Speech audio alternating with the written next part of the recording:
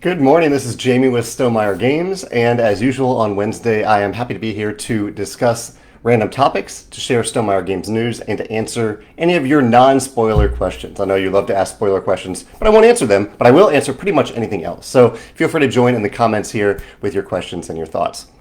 I have a pretty broad variety of topics to cover today, but let me start with, and I'll probably end with, the main topic that I've been discussing a lot lately, which is Rolling Realms. So Rolling Realms is the 1 to 6 player but infinitely scaling roll and write game. So if you have a copy of Rolling Realms and your friend across the world has a copy of Rolling Realms, you can play remotely with anyone around the world.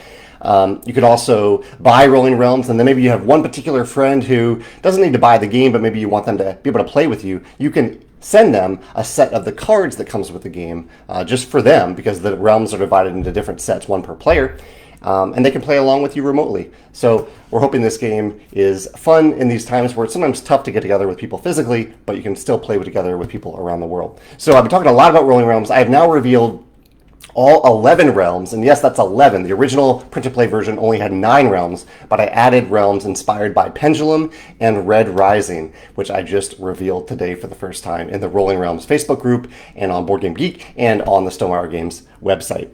So let me flash those realms up on the screen real quick. I did them in chronological order. So there's Viticulture, Euphoria, Between Two Cities, Scythe. Let's see if you can guess which one comes next, if you know these in chronological order. Oh, I put a scorecard in there. Here's the resource card that you use. You wipe this off at the end of each round. Here's the scorecard, which you don't wipe off. Or you wipe off the numbers that you've written down, but the scores you don't wipe off. There's My Little Scythe, Between Two Castles, Wingspan, Tapestry, Pendulum came next, and we ended with what we're calling the Society. We could have called it Red Rising, but I figured it would have required some conversations with the Pierce Brown's lawyers about whether or not it would be okay to include the name Red Rising in a game that isn't Red Rising. I think it would be ethically fine to do so, but we didn't want to get into all those complications, so we figured let's just call it the Society, because the Red Rising card, the structure of this puzzle is based on the societal structure in the Red Rising world. So yeah, I've now announced all the realms. I think I showed the dice last week, but I'll show them again here. Here are the 2 dice in Rolling Realms. I talked about how, in a recent post, how I really researched the dry erase markers. I wanted a really good dry erase marker, one that wasn't too big, not too small, one that had a nice fine tip for writing on the cards, where the cap actually stayed on in the box, and when you're playing, the cap actually stayed on the end of the pen. All those things, I mean, this is hyperbole, but I think these are the nicest dry erase markers in any tabletop game. And I'd love to see these found in other games. Because I've never actually, even though I've been satisfied with like elements of other dry erase markers in games, I've never been fully satisfied with it, because it's either been, I don't know, all these different things that I just said, something has been off. But I think we found a really great pen here. And I hope you agree, but I also look forward to hearing your thoughts after you get the pens to see if you agree with that. I have some wonderful people joining us today. Thank you all for dropping out. Carol says she loves how the Pendulum realm turned out. Let's see, Tina is joining us. Good morning. She says afternoon for her, so Tina's probably over there in Europe. Chris asked about my cats and my dad. You can actually see Biddy kind of behind me here. He's sleeping on the chair here. My dad is doing well. We had a great chat the other day. He is losing his hair because of the chemo right now, but he's still in amazingly high spirits. For someone with their 4th bout of cancer, 4th different type of cancer too, and he keeps on trucking.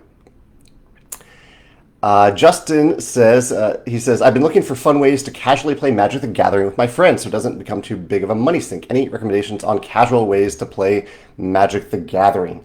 So the way I do it, Justin. And it does require some amount of money, but I have a lot of fun with it, is that whenever a new set comes out for Magic, I buy enough booster packs, usually for 6 people. So I buy 18 booster packs, and I host a draft where we draft a deck, we build a deck, and then we play one game, not one match, but one game against each other player. And we have a lot of fun with that. And that's what we did. I don't actually have the decks here, but that's what we did this past weekend with what did we do? It was the new set, the Adventures in Forgotten Realms, which is really cool, really neatly, really interestingly designed set. And so that's a lot of fun. But what you could do after that, so you could do that to like start the process. But after that, you then have all these cards, and you could divide those cards up to, for like anyone who wants to go home and construct a deck, you could divide those cards by color or by some sort of theme amongst the people who are interested, and go home and construct decks and then come back together at some point in the future and play again. And so out of an initial expense of, I don't know, probably around $60, $70, you could probably get a lot of plays out of those cards. And then if you do a draft when the next set comes out, you could add those cards to the mix and do more constructive elements of that too. I think that's one way to do it. There are probably other ways to do it too, but that's one approach to consider. Yeah. If anyone else has any ideas about that in the comments, feel free to mention, suggest, and can get some tips. Carol says, have you looked at the Flamecraft Kickstarter yet? She says, the increasingly more powerful worker placement mechanism looks cool. The art adorable, but personally, I can't decide. So there's a little story behind this. So yes, I'm a backer of Flamecraft. I backed it yesterday along with, I backed one other project yesterday. What was the name of the other one? It was a trick-taking game by Fortessa Elise. I think Fortessa is just a wonderful person, wonderful designer. So I wanted to support her and her design efforts. Wicked and Wise is that project. So Wicked and Wise and Flamecraft I backed yesterday. Originally, a long time ago, the idea for Wingspan, not what turned out to be Wingspan, but another game called Wingspan that I had, involved dragons, and not like big scary dragons like we're so used to in fantasy, but dragons that are just part of everyday life, similar to how dinosaurs are part of everyday life in Dinotopia. Very similar to that. And so I loved this concept of it. I worked with a friend who was a local designer here who had some ideas for it, brought it to design day a few times, and the game never really worked out. And so we ended up transitioning the name Wingspan to what you all know as Wingspan. But thematically, I love the idea of dragons that are just part of everyday life, and they are part of the infrastructure of everyday life. And so when I saw that in Flamecraft, and I saw I thought it was a fair price, worker placement, it scales well. I don't know if I mentioned the art already, but yeah, I agree. The art is adorable. The mechanisms, yeah, everything came together, I think, for that project, and I did back it yesterday. So there's a little fun backstory that the creators of Flamecraft probably have no idea about. I'm sure there are many other people who have thought of that concept, but I'm excited to see someone actually execute it, and I'm excited to be a backer. John says, as you release new games, do you think you release new supporting realms as paid for promos or expansions? John, that is a great question, and tomorrow is the day that I will talk about the future of Rolling Realms and what that looks like. We have a plan. And we have some things already in motion. There's also some things that are up in the air for it, and I will talk about that in tomorrow's Design Diary post. I don't want to jump ahead too much, but yeah, you're one day ahead of me there, John. It's a great question, and I look forward to talking about that tomorrow. Robert says, Tapestry was my favorite realm in the print and play version. What is yours? Robert, Tapestry might be my favorite version too, because I really love the polyomino puzzle. It's if I have the option to put something in there, I love it. And one of the reasons I really like how it worked out is that it's really satisfying to put a big shape in Tapestry, in the Tapestry rolling realm. Here, I'll show this while I'm talking about it. But the little shapes are still really valuable in Tapestry, the lower numbers. So I love in dice games where lower numbers are valued not necessarily as much as high numbers, but at different and circumstantially are valued like high numbers are as well. And that is the case in the Tapestry realm. So I really do enjoy that one. That one might be one of my favorites in the original prototype too. Yeah. Garden says, will you expand Wingspan to 6 players? Well, let's talk about that today a little bit, Garden. I'm not going to completely spoil what we're doing there because it is a little bit up in the air. I wouldn't say this is a spoiler, but the tie-in that I want to mention to it, and then I'll get to your question in a second, is that I got the latest prototype for the Wingspan nesting box yesterday, including the final versions of these containers. So here's the setup container for the Wingspan nesting box. And actually, final is a little bit of a misnomer because this tray will be white, not black in the final version. But you can see for setup, you can pull out this tray. You have both sets of dice here. You can choose the set that's appropriate for you. You have room for gold tiles and room for more gold tiles to come in the future. And we have room for, you can count more than 5 players here. Total of 7 players total here. There's one compartment that's under here. And the reason we're doing that is because we want there to be the potential someday for there to be a 6 and 7 player count. Currently, I don't think the game works that way. I think the game is a little bit too slow at 6 or 7 players. It's even a little slow at 5 players. And so If we make that addition someday, it will be because we have a rules variant or even some added components to enable a 6 or 7 player game to play in the same time as, say, a 4 or 5 player game. But for that possibility, we have these compartments here, these deep compartments. You can see that a lot of people are asking me, can these fit custom components? And you can see that they fit cubes with plenty of space to spare, and they're scoopable compartments, so it's easy to scoop out those cubes. But there's so many different third-party accessories out there that I really can't guarantee that every little component that every creator makes will fit in here. And honestly, like the big beautiful tokens from MeepleSource, most of them won't fit in here because they're so big. People have mentioned the little treehouse style marker as well. A tiny little, it's like a cube, but it's a treehouse, 3D printed treehouse. I don't have those, so I can't test it. And really, there's so many different third-party accessories, I can't guarantee they'll all fit. But we've made the compartments as big and deep as possible in the hopes that we can fit as many as possible. The other two things I wanted to show off briefly here, you've already seen this probably, but this is one of the 2 trays that will go on the table throughout the game of Wingspan. This is a big scoopable compartment for the eggs up here. It fits, like this is 100 eggs here. It easily fits over 100 eggs, and there are 2 of these containers. And then there are 6 compartments for food down here.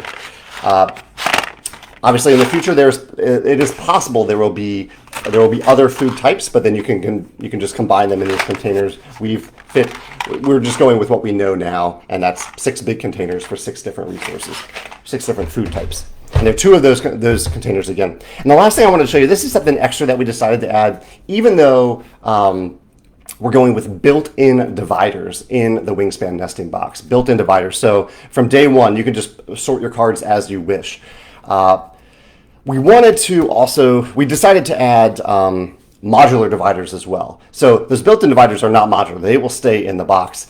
There's some dividers that are in the box itself. Some are just card trays that you use, similar to the card trays that you already have in Wingspan. But we're adding these tiles. So here's a tile for Oceania. Here's a divider tile for Europe. Here's one for bonus cards, so you can mark where the bonus cards are. Here's one for promos, like the Swift Start pack. There's one for Automa. There's one for the other continents, including continents that we haven't covered yet. And one of my favorites is probably the recently used tile, because I think this is how many people will end up playing with Wingspan. Like oftentimes when I play Wingspan, almost always, I shuffle all the cards together. I don't need to divide them separately. But if I know I'm going to be playing Wingspan multiple times within a short time frame, I might put aside the cards that I played in the previous game as recently used and not play with them the next time I play. And so that's one way that you can organize it. There's also one of these that will be blank. And so if you have a different way that you want to organize your cards, you can write on that blank tile and divide it as you wish. Yeah. Let's see. Clint has a spoiler question. So Clint, I'm not going to go into spoiler stuff here.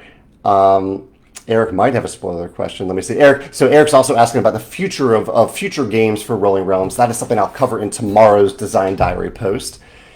Ian asked a spoiler question too about the MSRP of Rolling Realms. We'll reveal that when the pre-order goes live later in September. But I can say that it is the most cost-effective game that we've ever offered. So yeah, I can say that. George says, has a non-spoiler question, any planned vacation this summer year? I am, it has been a kind of a vacation-free summer. We went to Shawnee National Forest for a day, but very, very light vacation this summer. So I am going, at least maybe Megan, will go to Virginia for a few days to visit my parents, because my dad's going through this chemo process right now. So we're going to go visit him, or I'm going to go visit him, depending on Megan's work schedule. And we're also going to Yosemite sometime within the next couple of months for a family wedding. Yosemite is a national park. For those who don't know, it's a national park in California that I've never been to, but I've heard it's very beautiful. So I'm looking forward to that trip. Jeff says, when you decide to make a prototype for a game idea, what does that process look like? Do you start getting crafty and create a very rough prototype yourself, or do you have a more formal process you go through?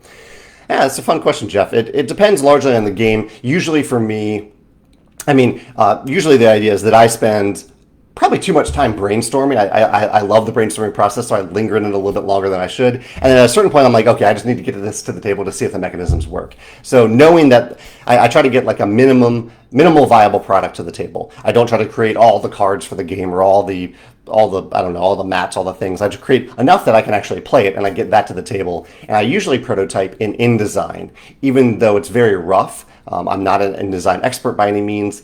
I do I like to think about the user interface and the user interactions in the game in terms of the graphic design right away. I'm not a graphic designer, but I like to think about like how can I lay out those components so it is at least functional for this playtest.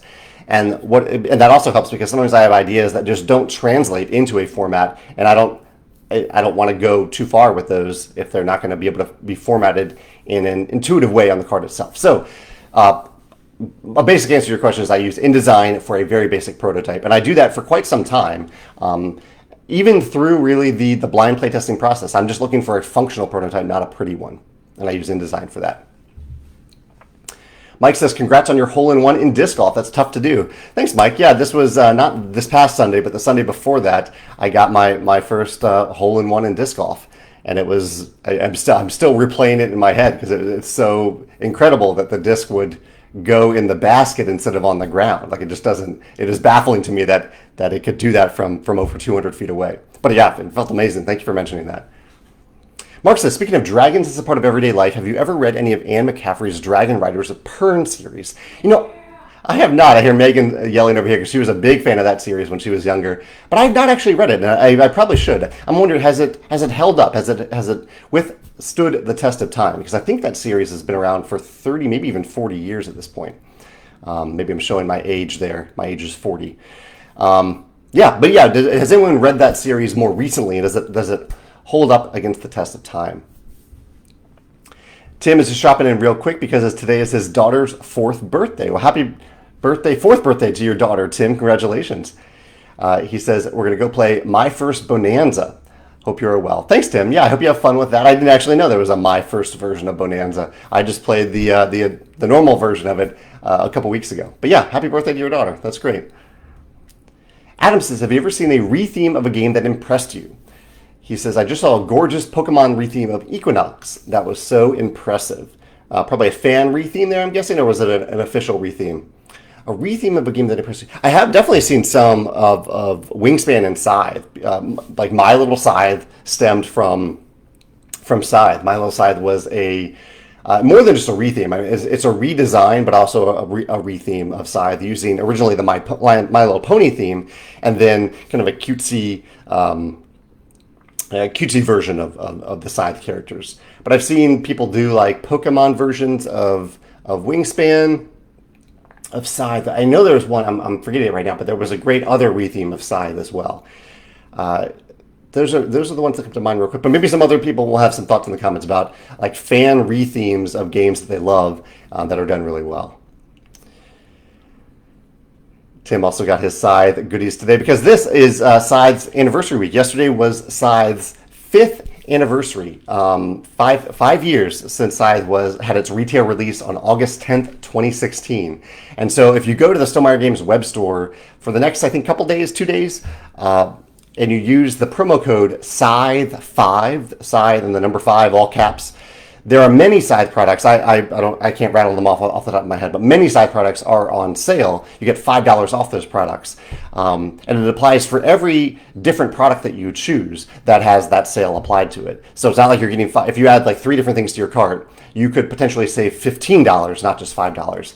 But even if you don't want to spend any money or you have all Scythe things, this is a great week, I think, to play Scythe and share what you love about Scythe on social media, if you'd like, on Instagram, on Twitter, Board Game Geek, the Scythe Facebook group, wherever is right for you. This is the Scythe 5th anniversary week. And it's been really neat to see all the posts about people celebrating it. Saw Jakob celebrate it. We've had some emails about kind of reminiscing about what has happened over the last 5 years in terms of Scythe. It's been life-changing for both Jakob, the world builder and artist, and life-changing for me as well. So yeah, it's kind of a momentous week here to have Scythe's 5th anniversary happening this week. Michelle says that Yosemite is very beautiful. Leandro says, any plans for an expansion for South American birds? Yeah, Leandro, the plan for Wingspan, not Scythe, the plan for Wingspan is that there are 4 more expansions based on the 4 continents that we haven't covered yet. In no particular order, those are Latin America, Antarctica, Africa, and Asia. So that is the plan. Probably will take around 5 years to fully execute that plan. Clint says, have you ever thought of making a solo-only game? I have not, no. kind of the general philosophy around Stonemaier games is that we design games where every game can scale up to 5 or 6 players, sometimes even a little bit higher than that, and can scale down to 1 player. So all of our games are at least 1 to 5 players. Yeah. Tim says, if you spend any time in San Francisco on the way to or from Yosemite, let me know. Thank you, Tim. Appreciate you saying that. We are flying into Sacramento, so I don't think we're getting anywhere close to San Francisco. But yeah, thank you for saying that. Mark says, missed that you got an ace. Did you have your group sign your disc? I should have done that. I didn't do that. It was just Megan with me at the time. My regular group wasn't with me, although Megan and I go disc golfing on a fairly regular basis now as well. And Megan didn't sign the disc, but I'll have to do that. I definitely know which disc it was, so I'll get her to sign that. Clint says, do you see Stonemaier Games publishing a dungeon crawler or adventure game in the future?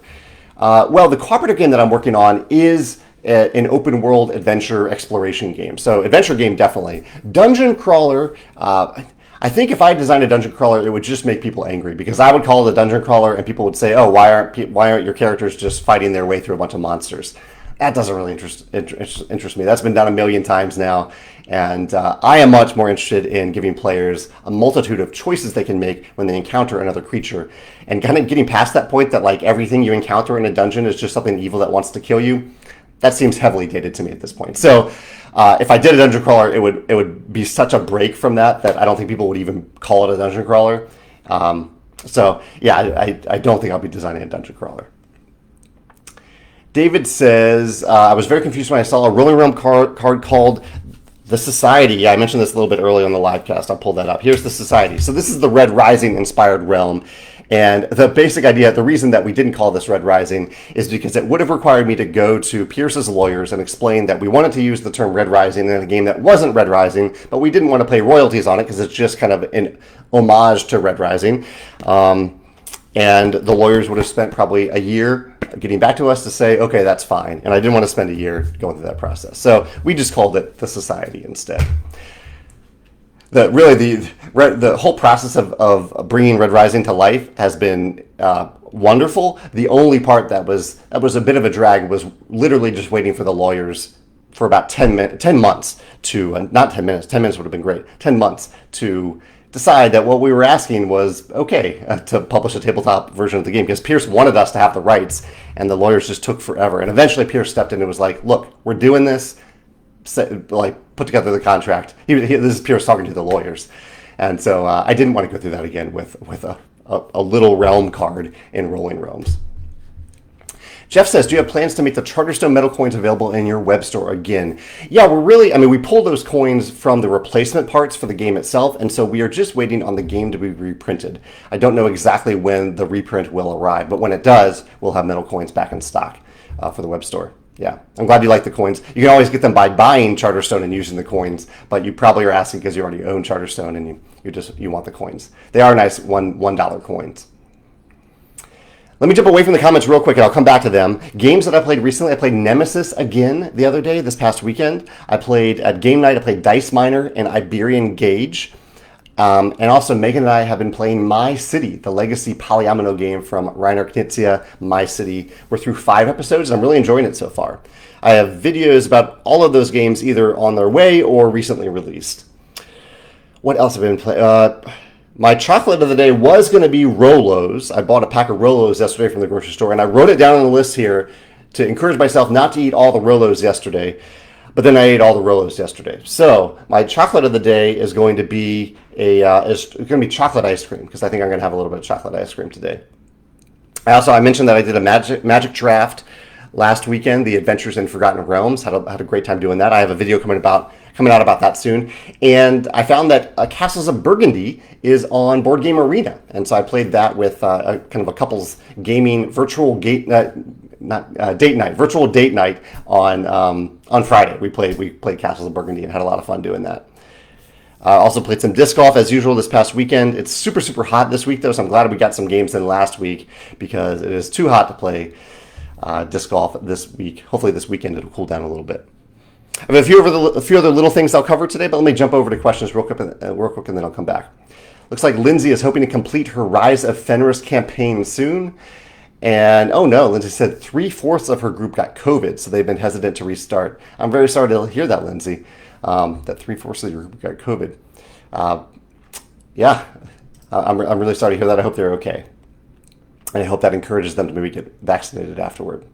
Alexia says, when a third party approaches you to produce the digital version of one of your games, do they get exclusive digital rights, or is it on a per platform basis? Would it be possible to have several versions of a single game on a single platform like iOS? Just curious how digital rights are given to third parties in general. Usually, I mean, I would say for all of our companies that want digital rights, we delineate them in a couple different ways, but any company that wants the full AI digital rights gets those rights for all platforms, for iOS, for Android, for Steam, for Xbox, what's the Nintendo one, Switch, all those platforms, they get the digital rights for that. Then there's a separate physics-driven digital rights that are non-exclusive, and that's for companies like Tabletopia, Tabletop Simulator. Those are non-exclusive.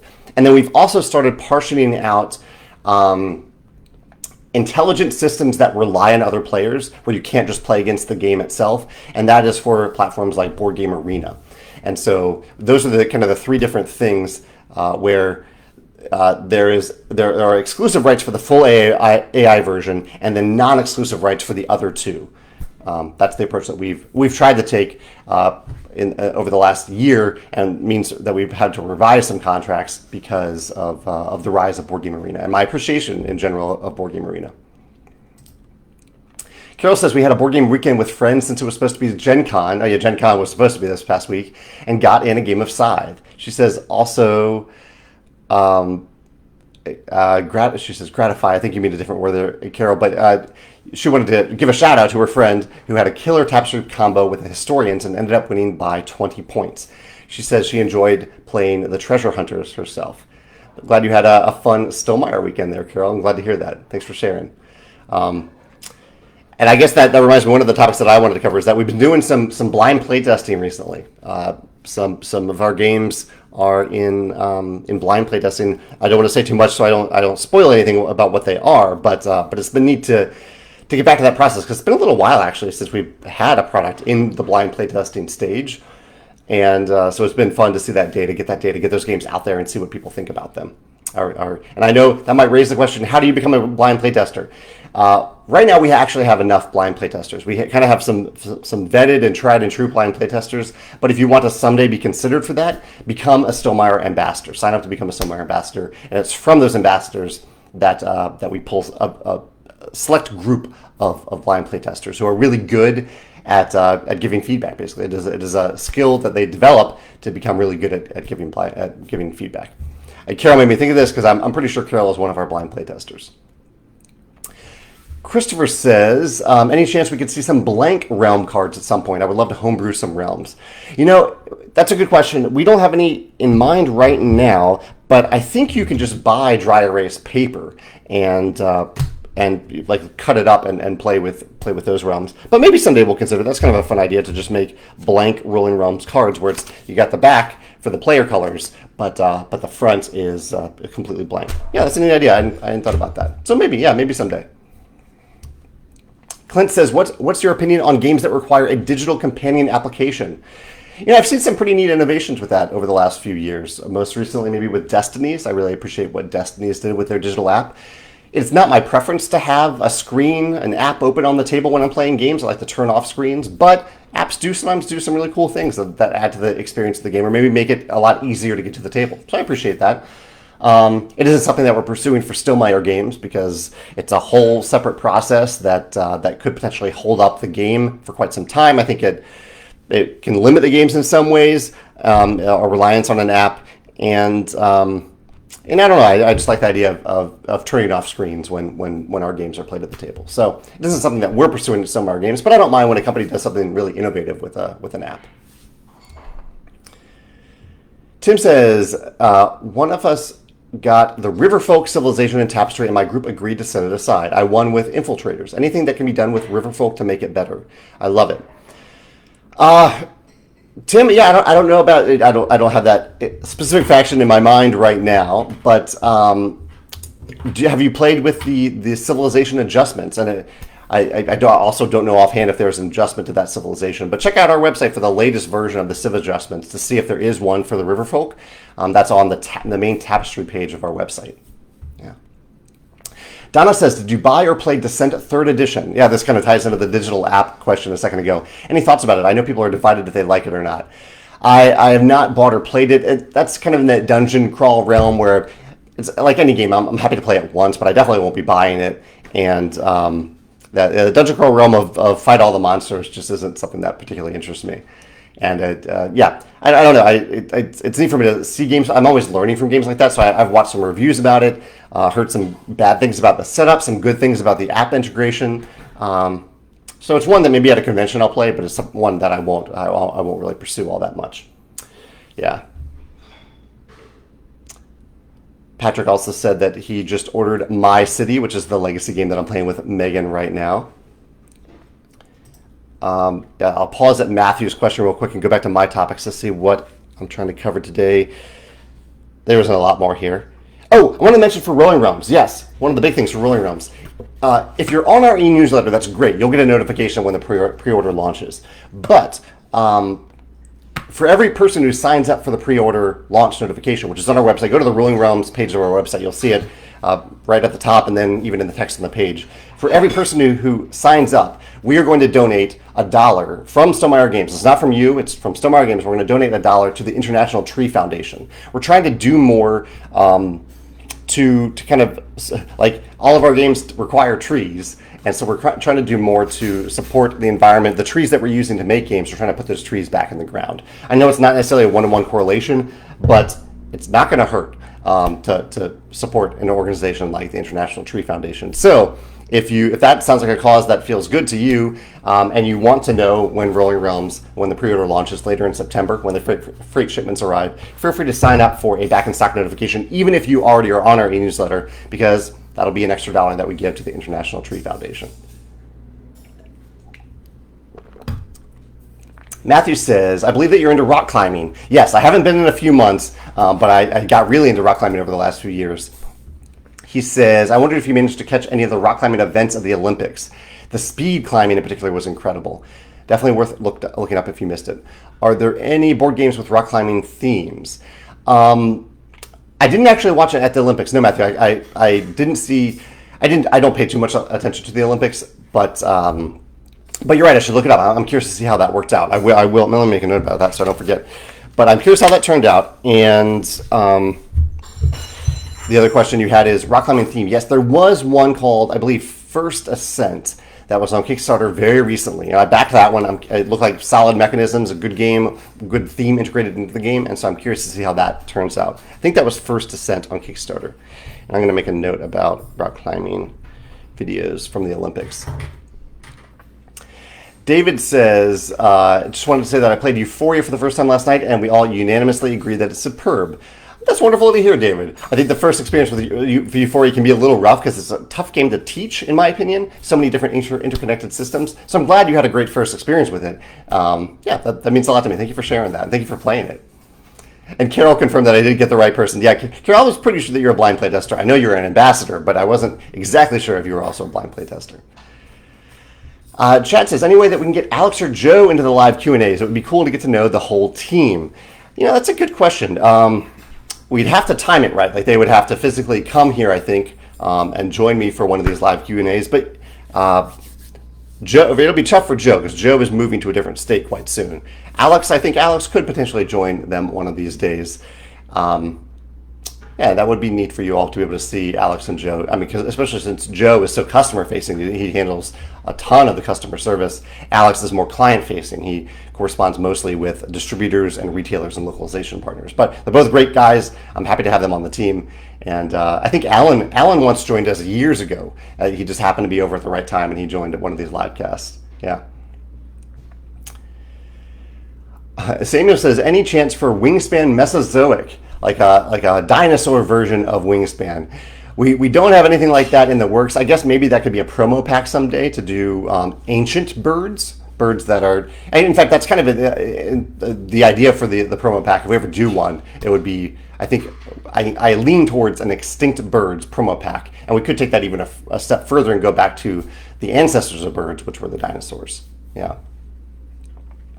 Sean says, if we've signed up or are a champion, do the notifications and get the notifications, does that count towards the $1 donation? No, very specifically, there's a sign up for a launch notification on our website on the Rolling Realms page that you can sign up for. It's not a special e-newsletter. It's just a one-time notification that you'll get, and it's specifically there that that the $1 will go to the International Tree Foundation. Yeah.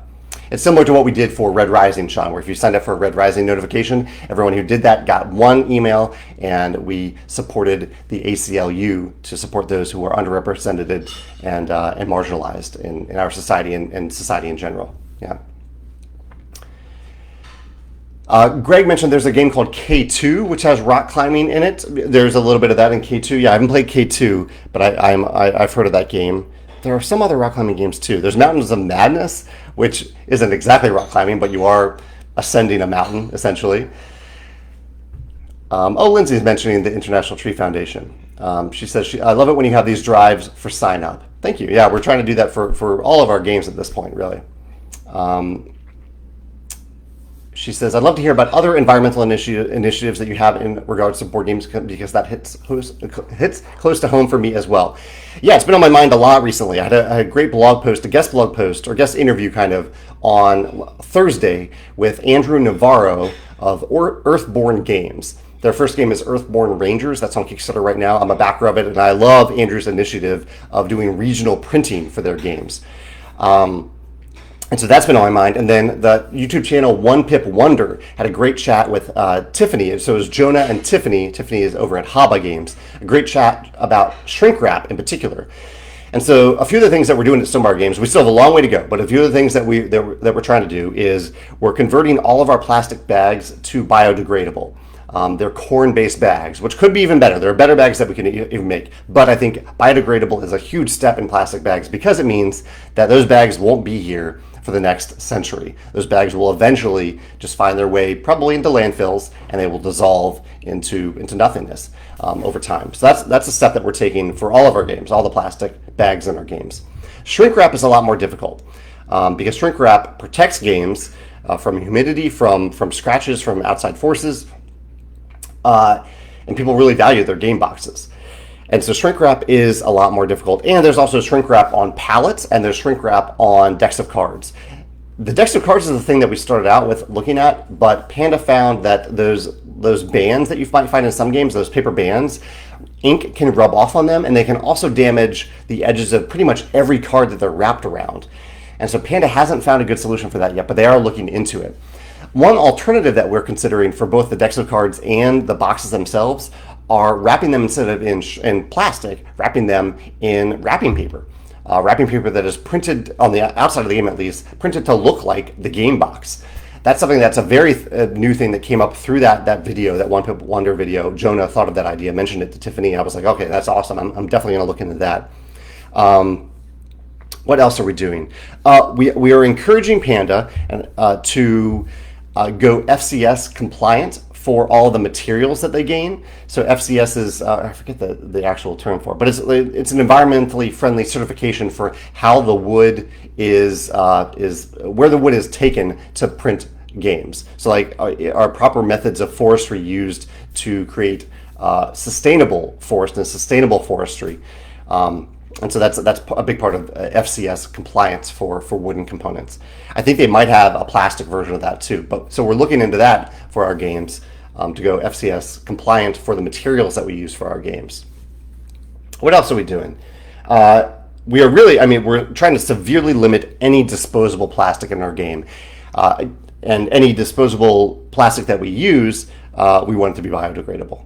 Those are a few things. I might be missing some things that I've talked about in the past. I do know that all the materials that we use from Panda are already made from recycled things, recycled wood, recycled cardboard, and recycled plastic. So that is already, that's been in motion for years.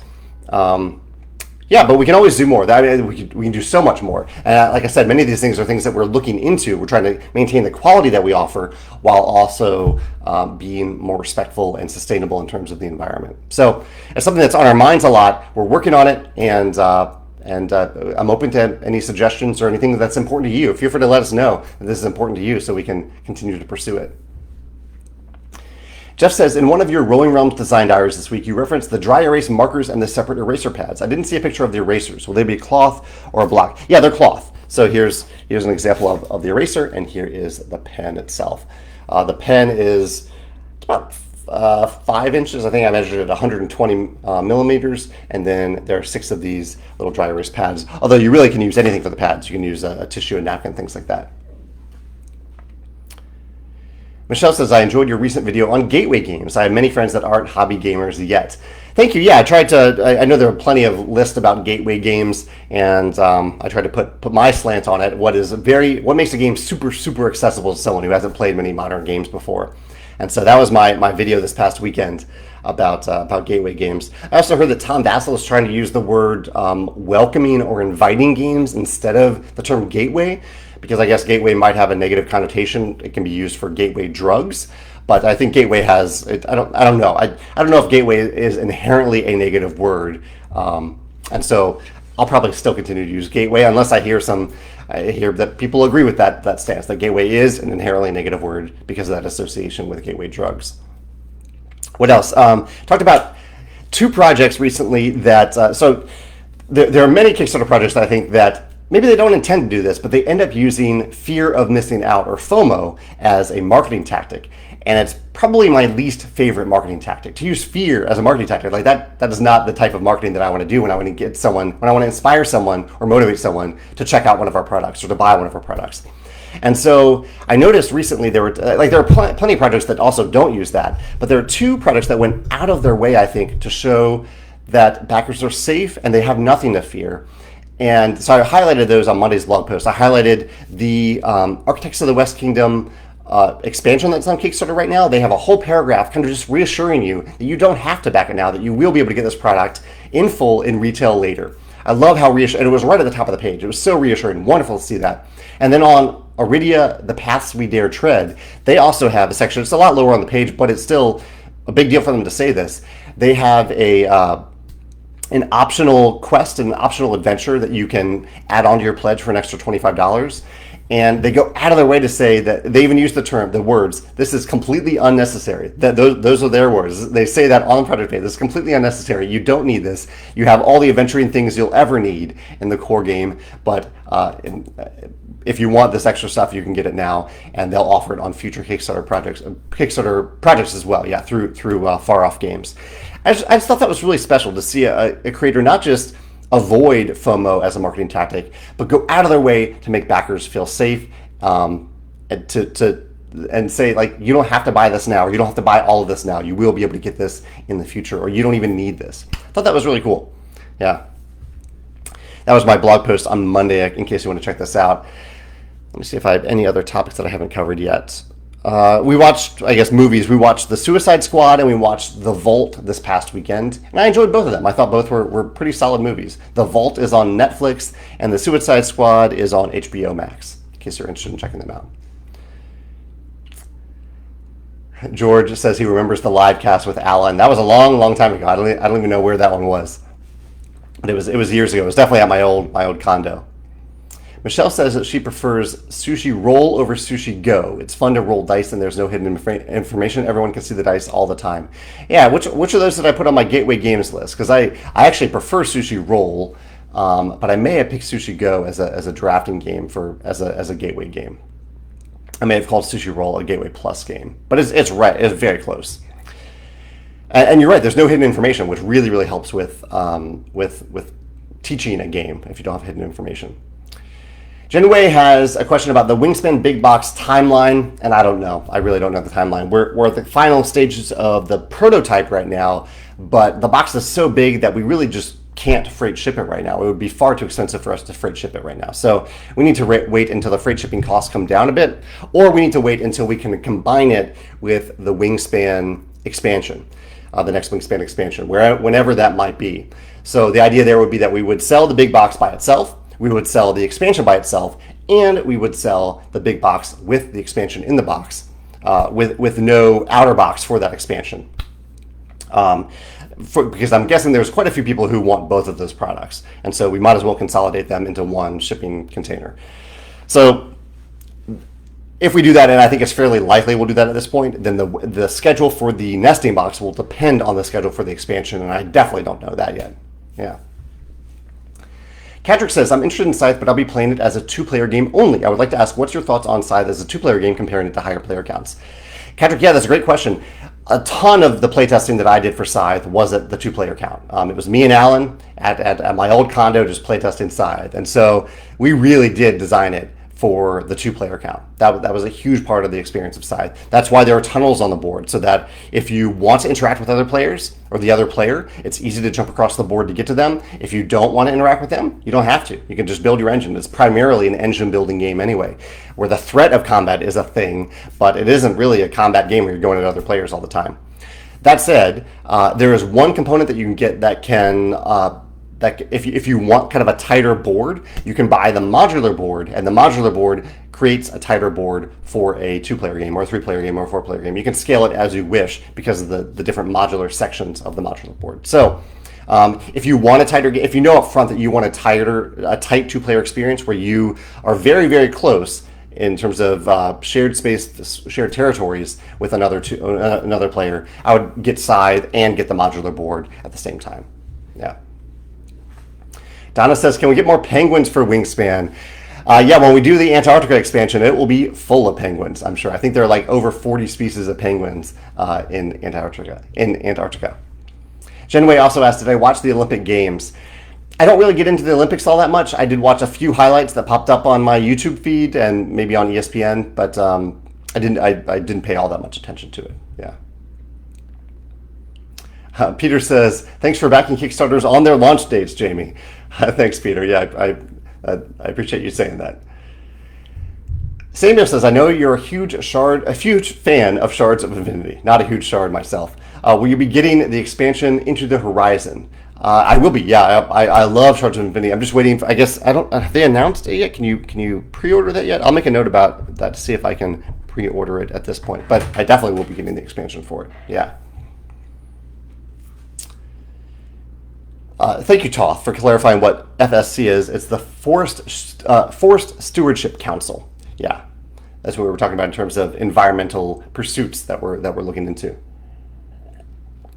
Greg says, is that seriously the Surf Arrakis shirt from TeePublic? It is. Well, at least I think it is, yeah. Yeah, I knew nothing about Dune until this past year when I played Dune Imperium, which has become one of my favorite games. And I read the books, and I saw a friend post this shirt, and I think it's a pretty cool shirt, so I got the shirt. Christy says she's looking forward to Rolling Realms. Thank you, Christy. Yeah, I talked about that a little bit earlier in the video, how I've now revealed all 11 realms in Rolling Realms. Got the individual numbers on the box there. And yeah, I revealed all the realms earlier. And tomorrow I will reveal the teaser trailer and probably the rule book tomorrow. And then we have the Watch It Played video, and you'll start to see what the game is and reviews of the game from various reviewers over the next couple days. I think next week, I think the 17th is when reviewers can start sharing their opinions about it. And what's the last thing? Oh yeah, there is also a fun little way that you can select the realms, because the realms are random every time you play, that I'll put on the website probably tomorrow, maybe the next day. Yeah. Greg says he also just literally bought this shirt. He says, are you excited for the new Dune movie? I definitely am. Yeah, really, really excited for the Dune movie. It's a tricky one because it's one that I would love to see on the big screen, but I'm still, I don't know, it's very rare now that I go to a public space, and if I do, I'm wearing a mask. I don't know if I want to wear a mask for 2.5 hours in a movie theater. So it's one that I will probably watch at home and probably regret it because I want to watch it in the theater. We'll see about that. Chad says that he played Scythe last night. Is Scythe complete, or do we expect further expansions content in the future? Scythe is indeed complete. Yeah, we kind of tied the bow on Scythe with the complete rulebook that we released last year. And so there's no more content for Scythe, the tabletop game. We've told the story. Everything out there that we'll make for Scythe is now out there. Now, there are third-party accessory companies that make Scythe stuff all the time, completely independent of us. I saw that Meeple Forge, I think, is launching a new Kickstarter soon. That is completely independent of us. They need to very much make it clear that it is not an official Scythe thing, that it's independent of us. But you might see Scythe components, nothing gameplay-wise other than fan stuff that you can download for free. But we are done making Scythe stuff for the Scythe tabletop game. Yeah. Christoph says about Wingspan, I guess you already know about the new expansions. Yeah, there are 4 expansions remaining, 1 for each remaining continent. Will you add more interactions between players in one of them? No, I mean, there are plenty of games out there. If you're looking for a take that game, or games where you have conflict with other players, there are plenty of games that do that. Wingspan just isn't that game.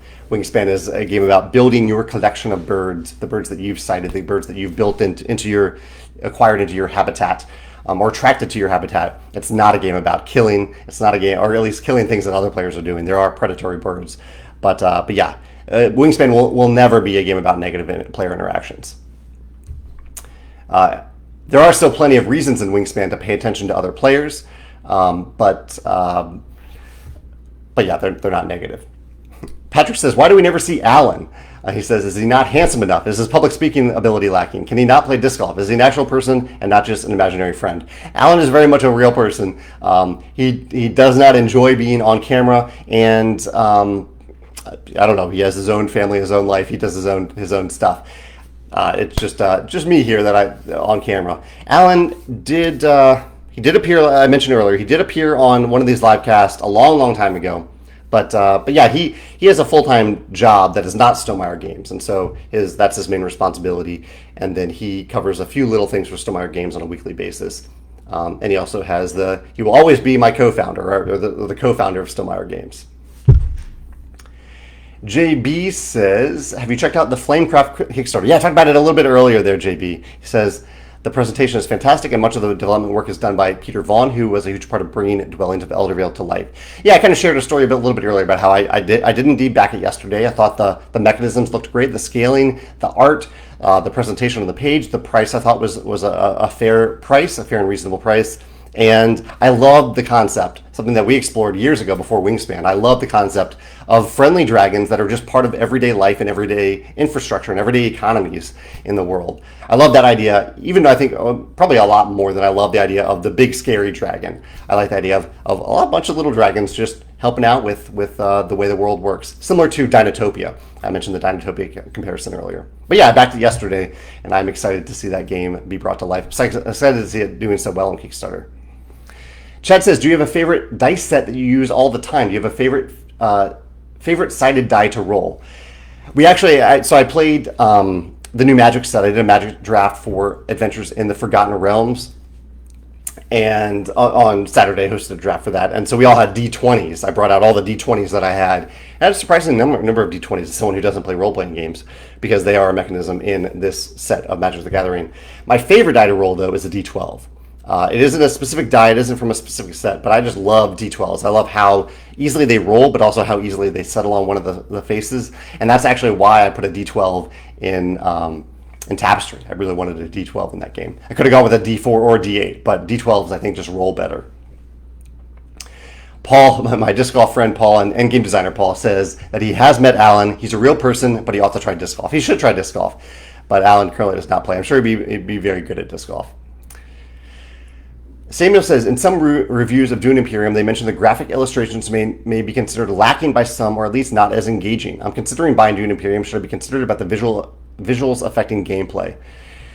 Like I think you've probably heard me say, the Dune Imperium is one of my favorite games. And when I think about how much I love games, it's the whole package. It's the art, it's the graphic design, it's the user interface, it's the mechanisms in the game, it's the theme, the thematic integrations, it's the rulebook, it's everything. And so I'm completely biased in that I love every aspect of Dune Imperium. I like that the board is a little bit more basic, because I want the components to stand out on the board, not the background illustration. I'm glad it's a little simplistic.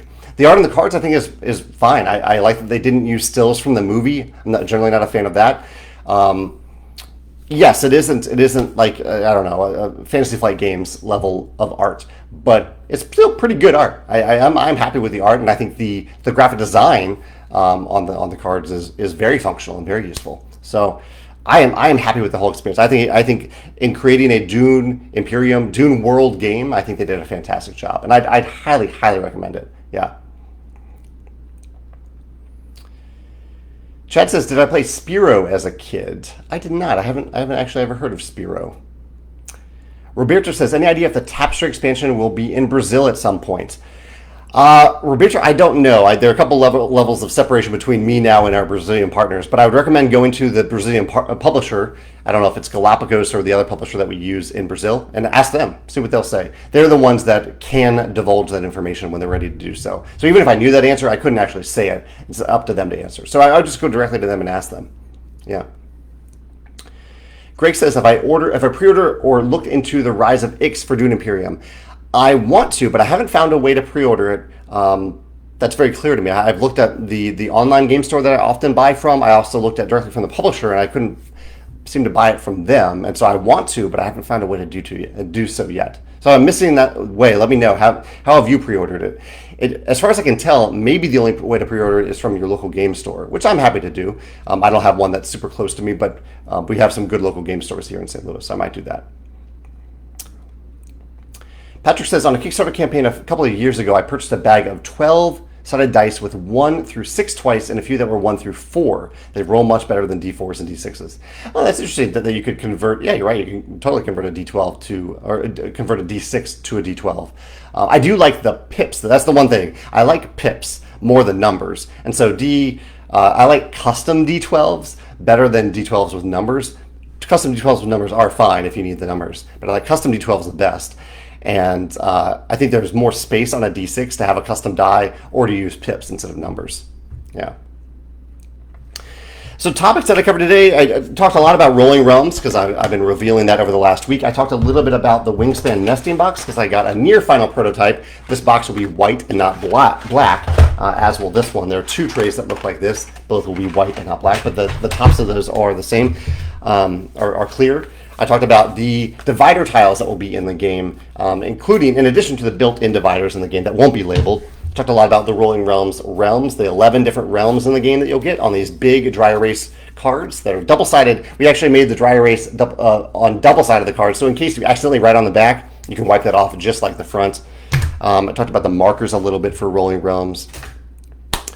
Talked about some blind playtesting that we've been doing, and I wanted to recommend, again, I'll end with this. If you're interested in Rolling Realms and you like trees, go sign up for a launch notification on the Rolling Realms page of our website. It's a one-time notification. You're not subscribed to an e-newsletter, and for every person who does that, we at Some Our Games are going to donate $1 of our money, not your money, $1 of our money to support the International Tree Foundation. Yeah. So Greg confirms that we do have to we have to pre-order the Rise of Ix from our local game store. And that includes a pre-order promo if we do that. So yeah, I'll go ahead and do that. Might as well do it because I definitely want that expansion. JB ends with a question here. I'll end with this question. JB says, have I played Whistle Mountain? And unfortunately, no, I haven't played that. But after playing Dwellings of Eldervale, I definitely need to play everything that Luke Laurie designs. And it looks like he combined with Scott Caputo. I like Scott's designs as well. So I will have to check that out. One more question here. Bojan says, what's your opinion on the Masters of Universe IP and 2 different games being funded, one exclusively in the US and the other in the EU at the same time? That's an interesting method to do that both at the same time. Hopefully it doesn't, as long as it isn't confusing, I could see that working out. Although 2 different games, I could see that definitely being confusing. I don't know about that. Masters of the Universe, I don't know. I watched He-Man a few times as a kid, but as an adult, I am not attached to the IP at all. So I'm curious to see how those projects are doing, to see if people have if the nostalgia factor is making people excited about those games. Yeah. All right. Well, thank you all for joining me today. I hope you have a wonderful day, a wonderful Wednesday, a wonderful week, and I will be back next Wednesday for more Stonemaier Games chat and more questions and answers and all that. Have a great week and take care and be safe. I'll see you next week. Bye.